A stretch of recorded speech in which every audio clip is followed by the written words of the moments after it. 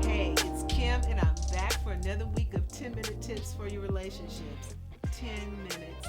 So, last week we were talking about the blended family, and I kind of snuck in a little personal stuff there where I was talking about how I'm from a blended family. And blended families are not all bad. Blended families don't always have issues and problems when things are done the correct way. I was sharing with a friend how before my dad remarried and I was in junior high school, he actually came to me and asked me if I felt like it was okay for him to do it. Oh my God, what pressure. And of course, I said no. And I was a little kid back then and I was being selfish. I was just thinking about the fact that my mom was gone and I felt like she was the only woman he could ever love. But I remember going to school, talking to a friend, and my friend told me, what is your dad going to do when you grow up and go away? And I had to really think about that. What is my dad going to do if I grow up and go away? My siblings grow up and go away. He'll be all by himself. He'll be alone. So I told my dad, hey, you know what? Go ahead and get married. And so it was the beginning of our blended family. And I tell you, it took some time for us to kind of get it together, but we made it through. So last week, just a couple things that I talked about. I talked about forgiving the ex, so that the kids don't have to feel pulled in one direction or the other. I talked about things like having hot family talks, open, honest, and transparent. I talked about knowing what your expectations are for this new family, not having unrealistic expectations for this new family. I talked about, not keeping that person a secret until the wedding. It's really inappropriate to do that. That person needs to be integrated into the family or needs to be introduced to your children or your child in small doses. I said 1 teaspoon at a time. And then I also spoke about listening to your child's input. Maybe they have some insight about this new, family that you're trying to put together that you didn't think about. So those were just a few things that we talked about last week that may be helpful if this is your situation or you're about to enter into a blended family. This week I just want to go a little deeper into it. This week I want to talk about it being important to allow the family, the step parents, and the children to form natural bonds. Yes, natural. Just letting it flow, letting it happen naturally instead of forcing certain bonds, instead of saying, that's your new mother or that's your new father, and you're going to love them and you're going to respect them. Well, that's the best way to get a child to just completely reject everything you're trying to share with them. I was also sharing with this friend how forced bonds can really backfire. I remember being approached, when I was younger, by my stepmom, and really she turned into something other than a stepmom, a very beautiful woman. But I remember early on, I would call her by her first name. And I remember she approached me one day and she said, either you're going to call me Mrs. So and so or you're going to call me Mommy. And I mean, I was kind of shocked because, you know, mommy was a name that was reserved for my biological mom. And so I couldn't see myself calling someone else by that title. And so I told her, I said, you know what, let me think about it. And I went away and I thought about it. And I remember coming back to her and saying, you know, I can't call you mommy, but I will call you mom. And I tell you, that name stuck. And the amazing thing is, all my siblings, even my brand new brother, that was part of my dad and my stepmom, he even called her mom. So that name stuck with everybody. So you know, it's better to allow children and the new parents to form those natural bonds. Just let it happen.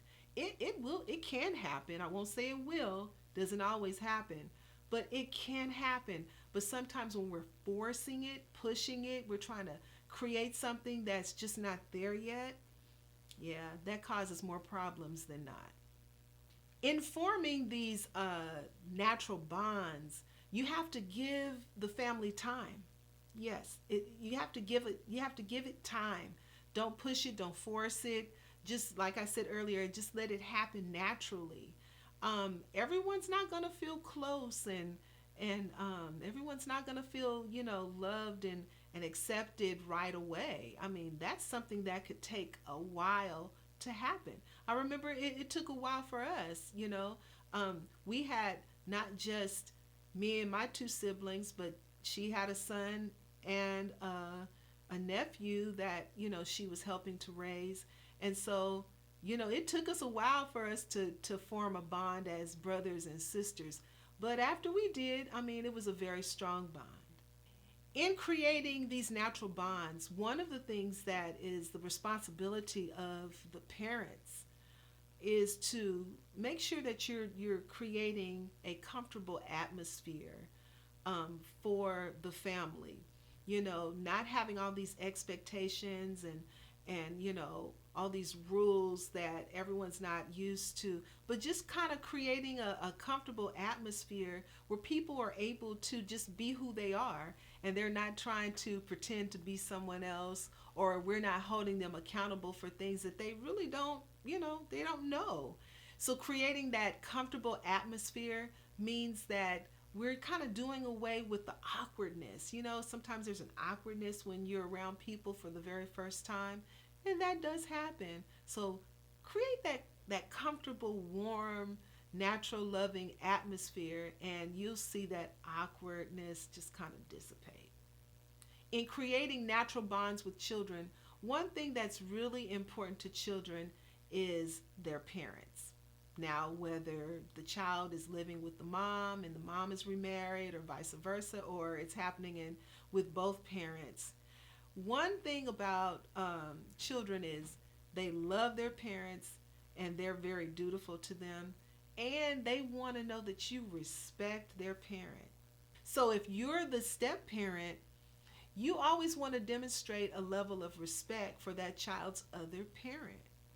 That child should never hear you talking about their parent, or if they mention their parent to you, you know, the expression on your face shouldn't change. You know, you shouldn't put on a grimace or, you know, have a scowl over your face because, you know, the last time you and that parent spoke, you had a big argument. That child shouldn't even be part of that whole situation. Show great respect for that parent in that child's presence. Another thing that's really important as it relates to bonding families together is understanding, like anything else in life, failure is part of the process. Yes, we're going to blow it, make mistakes. I mean, you know, we're going to say and do things that we probably shouldn't say and do. But one of the things that we can always do is come back and apologize and let that other person know that, hey, I was wrong. I shouldn't have said that. I shouldn't have done that. You know, can we start again? Failure is part of the process, like anything else. One thing you really want to do is you want to be aware and in tune with your insecurities. What are you insecure about as it relates to building a relationship with this child or building a relationship with the child's parent, um, with your new husband, with your new wife? What are your insecurities? What are your insecurities as it relates to the child's other parent? You know, when the child comes back from seeing the other parent, if they're living with you and the child is sad and the child doesn't respond to you, I mean, does that make you feel away? Probably so. But you need to be aware of that and be in tune. So if that's something is a pattern that you're noticing, hey, then let's start working on that. But let's not take it personal and make it about you. Okay, so just like we need to be aware of our insecurities, but we also need to be aware of what our triggers are, you know, and watch for those. Watch for those things that trigger you to feel some type of way about maybe how the child behaves or what they say, or even if you're triggered by the other parent, you even could be triggered by your new mate. You know, there may be an expectation that they have for you as it relates to their child that you're not able to meet at this time. So just know what those triggers are, and you know what? Talk about it. Like I said, have those hot, honest, open, transparent conversations so that you're not feeling triggered all the time. And in this process, keep those lines of communication open. Yes, communication is key. It sounds very cliche, but it is the truth. Communication is key. You know, sometimes bad communication is just as bad as no communication. So, during this process of learning each other, we're learning how to communicate and we're learning how each of us communicates. Let's keep those lines open because that's what's going to help your bonded, your blended, really, family to grow into a bonded family because that's the goal. That's the goal. The goal is to move from being broken, yes, being broken by either a previous breakup of a relationship or a divorce, to coming into a blended situation where you're bringing these two families together and trying to make it work, to where you're so bonded that no one even knows that you are a blended family.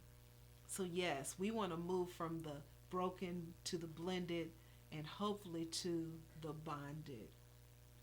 I just want to say here that being a step parent, if that's what we want to call it, is a huge task.